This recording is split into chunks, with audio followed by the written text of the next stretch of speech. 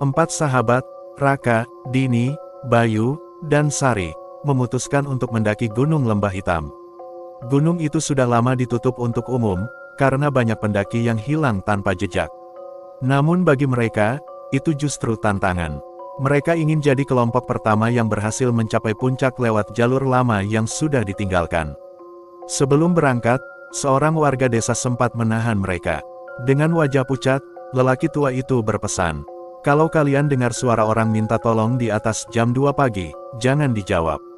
Raka hanya tertawa kecil. Ia pikir itu cuma cerita lama yang dibuat-buat untuk menakuti pendaki baru. Perjalanan awal terasa menyenangkan. Hutan masih lebat, udara dingin tapi segar, dan suara burung membuat suasana terasa damai. Namun, ketika malam mulai turun di pos 2, hawa berubah. Angin tiba-tiba berhenti, dan kabut turun perlahan. Malam itu, mereka memasang tenda dan mencoba tidur. Sekitar tengah malam, Dini terbangun. Ada suara langkah kaki di luar tenda. Pelan, teratur, seolah ada seseorang sedang berkeliling di luar.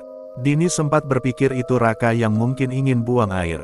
Tapi ketika ia menoleh, semua temannya masih tidur pulas. Rasa penasaran membuat Dini membuka senter dan menyorot keluar tenda. Tanah di sekitar tenda kering, tapi di depan pintu tenda, ia melihat bekas kaki basah. Jejak itu jelas, meneteskan air, mengarah langsung ke tempatnya berdiri. Dadanya mulai sesak. Ia menatap keluar tenda, mencoba memastikan, tapi yang terlihat hanya kabut tipis menari di antara pepohonan.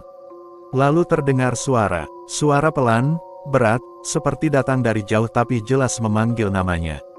"Tolong, bawakan aku turun." Dini membeku. Suara itu seperti datang dari arah jurang di bawah pos. Ia menahan napas, takut kalau suaranya terdengar. Namun suara itu terdengar lagi, kali ini lebih dekat. "Tolong, aku tersesat." Dini menutup matanya, menggigit bibir, mencoba berpura-pura tidak mendengar. Tapi kemudian, suara itu berbisik tepat di belakang telinganya. "Jangan biarkan aku sendirian." Dini menjerit kecil, langsung menarik resleting tenda dan bersembunyi di dalam sleeping bag. Ia menunggu sampai pagi dengan tubuh gemetar, tanpa berani membuka mata lagi. Ketika matahari terbit, Raka membangunkannya. Semua tampak biasa, tapi saat mereka keluar dari tenda, mereka semua terdiam. Bekas kaki basah itu masih ada, namun kini jumlahnya lebih banyak, dan semuanya mengarah ke dalam tenda mereka. Pagi itu, suasana di pos 2 terasa aneh. Udara dingin menusuk, dan kabut belum juga menghilang, padahal matahari sudah tinggi. Raka mencoba bersikap santai, mengatakan itu hanya cuaca gunung yang normal. Tapi Dini masih gelisah. Ia yakin suara yang ia dengar semalam bukan mimpi. Perjalanan mereka lanjutkan menuju pos 3. Langkah demi langkah, kabut semakin tebal. Pohon-pohon di sekitar seakan terus berubah posisi. Mereka berjalan lurus, tapi entah mengapa, jalur yang mereka lalui selalu berakhir di tempat yang sama. Sebuah batu besar dengan lumut hijau di atasnya. Bayu mulai panik. Ia yakin mereka tersesat. Saat mencari tanda arah, ia melihat panah merah di batang pohon, seperti penanda jalur. Tanpa berpikir panjang, Bayu langsung menunjuknya. Namun Sari menatapnya bingung. "Bei, tanda itu nggak ada barusan," katanya pelan. Raka mencoba memotret tanda itu dengan ponsel, tapi hasil fotonya kosong. Pohon itu terlihat polos, tanpa warna merah sedikit pun. Mereka memutuskan untuk terus berjalan mengikuti arah panah itu. Tapi beberapa menit kemudian, kabut menebal, dan suhu tiba-tiba turun.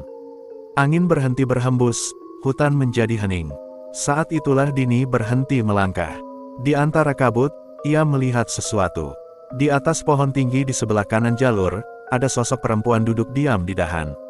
Rambutnya panjang menutupi wajah, bajunya robek dan kotor seperti jaket gunung yang sudah usang. Raka menatap ke arah yang sama, tapi belum sempat bicara.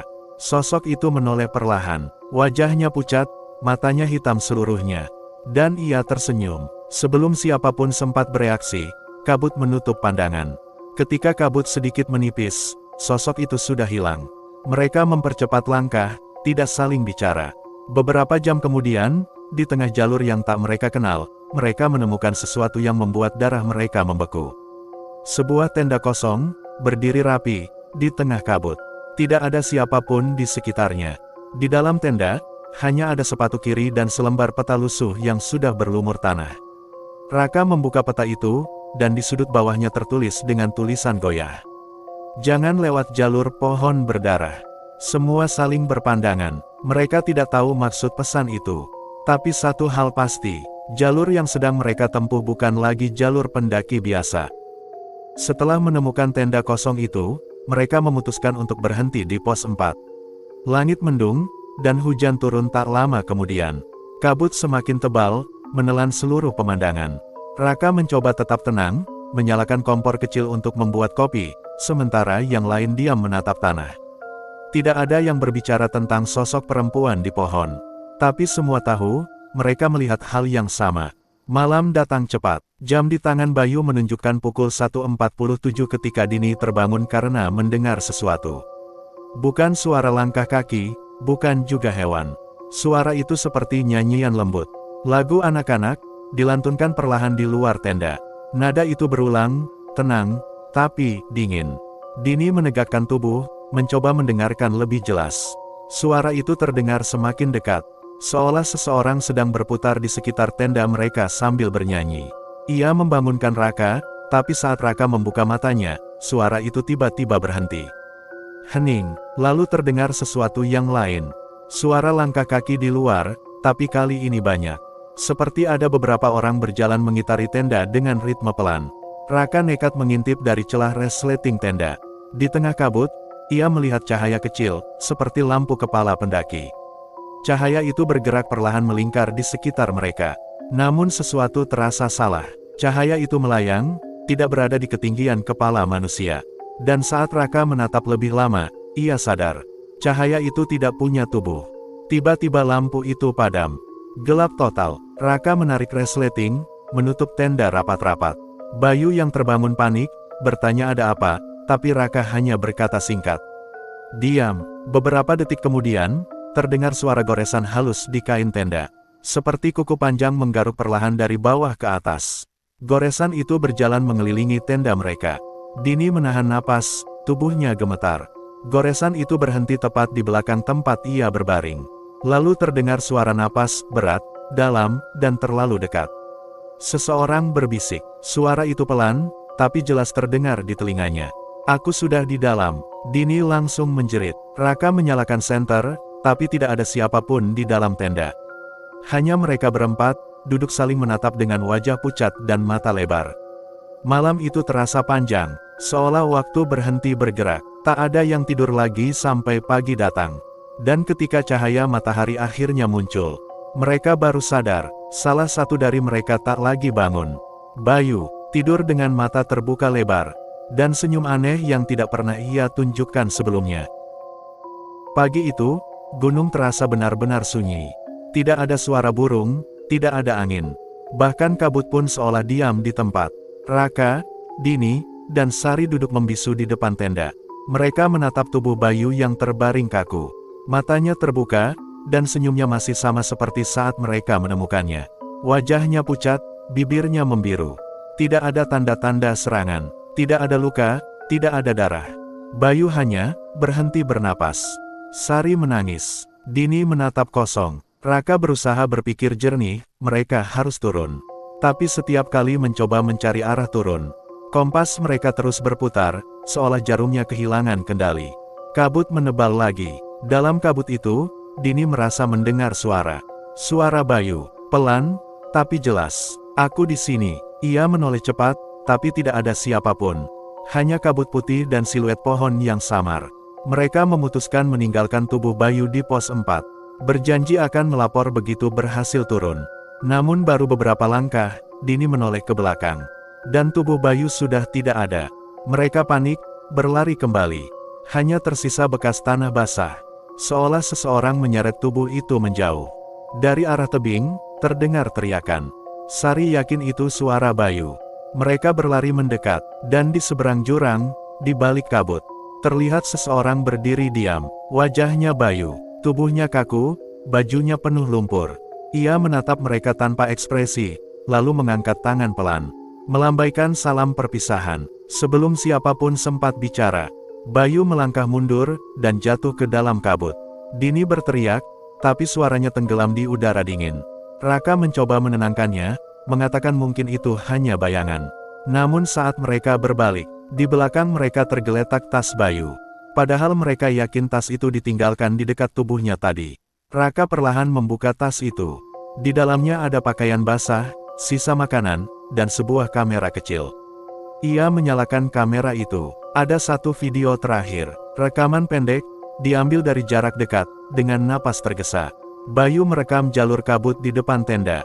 Dan di belakang Raka, tampak sosok tinggi hitam berdiri diam. Mengikuti mereka sejak pos 2. Video itu berhenti tiba-tiba. Layar gelap, dan dalam diam yang panjang itu, Dini sadar, mereka tidak sedang diikuti sesuatu. Mereka sedang dibawa pergi, satu persatu. Hari mulai gelap ketika mereka akhirnya menemukan percabangan jalur. Kompas tak lagi berfungsi, dan peta yang mereka punya sebagian besar rusak. Raka mengambil keputusan, mereka harus tetap turun, apapun risikonya. Di depan mereka, hanya ada satu tanda yang jelas. Sebuah pohon besar dengan batang merah gelap, seperti meneteskan darah dari kulit kayunya. Dini menatap pohon itu lama. Ia ingat tulisan di peta yang mereka temukan sebelumnya. Jangan lewat jalur pohon berdarah. Tapi Raka berkata tegas, kalau kita berhenti di sini, kita mati kedinginan. Kita harus jalan. Mereka pun melangkah melewati pohon itu. Udara berubah aneh, angin berhenti, dan tanah di bawah sepatu terasa lembek. Seperti menginjak sesuatu yang hidup. Sari berjalan paling belakang. Beberapa kali ia merasa ada yang menarik tasnya. Tapi ketika menoleh, tidak ada siapapun. Dini menatap sekeliling, pohon-pohon di jalur itu tampak berdenyut halus. Seperti sedang bernapas, langit tiba-tiba menjadi gelap meski matahari belum terbenam. Semua suara alam hilang, hanya terdengar detak jantung mereka sendiri. Kemudian langkah Dini berhenti mendadak. Di depannya, tanah bergelombang pelan. Dari dalam lumpur, muncul sesuatu yang menggenggam kakinya. Tangan manusia, pucat, penuh lumpur, dengan kuku panjang retak-retak. Dini menjerit, mencoba melepaskan diri. Raka menariknya sekuat tenaga, dan dari tanah itu mulai muncul lebih banyak tangan. 1, 2, 3, lalu puluhan tangan, meraih apapun yang mereka bisa. Dari antara akar dan tanah yang bergeser, muncul tubuh-tubuh manusia, sebagian masih mengenakan jaket pendaki. Sebagian lain tinggal tengkorak. Mereka merangkak keluar perlahan, mata mereka kosong, kulit mereka sobek. Dan semua menggumam hal yang sama. Kami juga ingin turun. Raka memukul tangan-tangan itu dengan tongkat. Berteriak memanggil nama Sari. Tapi Sari sudah tidak ada di belakang. Hanya tasnya yang tertinggal, terikat di akar pohon yang merah seperti urat darah. Dini menangis, menatap tanah yang kini bergerak seperti perut raksasa. Dari jauh, samar-samar terdengar suara langkah kaki seseorang. Berjalan mendekat dari arah kabut. Raka menatap ke depan. Seseorang muncul perlahan di antara pohon-pohon. Tubuhnya kaku, bajunya kotor. Dan wajahnya, Bayu. Ia berdiri diam, senyumnya sama seperti waktu mereka menemukannya tak bernyawa. Mulutnya bergerak pelan, dan kata-kata itu kembali terdengar. Datar dan berat, bawakan aku turun. Kabut semakin pekat. Dini dan Raka berlari tanpa arah, meninggalkan jalur pohon berdarah di belakang mereka. Hujan turun deras, dan tanah licin membuat mereka terus terjatuh. Tidak ada lagi jejak Sari, tidak ada tanda jalur pendakian. Hanya kabut, suara napas, dan rasa takut yang perlahan berubah menjadi putus asa. Setelah entah berapa lama, mereka akhirnya melihat sesuatu di kejauhan. Sebuah papan kayu besar berdiri miring di antara semak-semak. Tulisannya samar tapi jelas. Pos 1, selamat datang di jalur lembah hitam. Dini hampir menangis lega. Mereka pikir mereka berhasil turun. Tapi ketika menoleh ke belakang, ia sadar, di bawah kaki mereka, bukan tanah lembah, melainkan awan tipis dan jurang di segala arah. Mereka tidak berada di bawah gunung. Mereka berada di puncak. Langit berwarna merah kehitaman. Udara berbau besi, dan dari kejauhan terdengar suara seperti rintihan manusia. Tenda-tenda lusuh berdiri di sekitar pos itu. Tapi semuanya kosong. Hanya sisa peralatan pendaki lama yang berkarat dan sobek. Raka berjalan ke tengah area pos, mencoba mencari jalan keluar. Namun setiap langkah yang ia ambil, Dini merasa tanah di bawah mereka berubah. Bukan tanah biasa, lebih lembut, seperti daging yang berdenyut pelan. Raka menatap ke langit, lalu berbalik ke arah Dini. Wajahnya terlihat aneh, pucat, matanya hitam seluruhnya, dan senyum lebar menghiasi wajahnya. Kita nggak pernah turun, Din, katanya pelan. Kita masih di sini, sama mereka.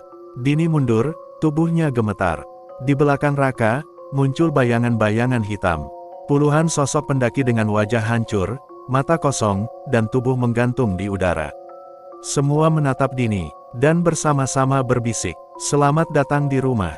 Dini menjerit. Ia berlari tanpa arah, menembus kabut, memanggil nama Raka, Sari, siapapun. Tapi tak ada yang menjawab.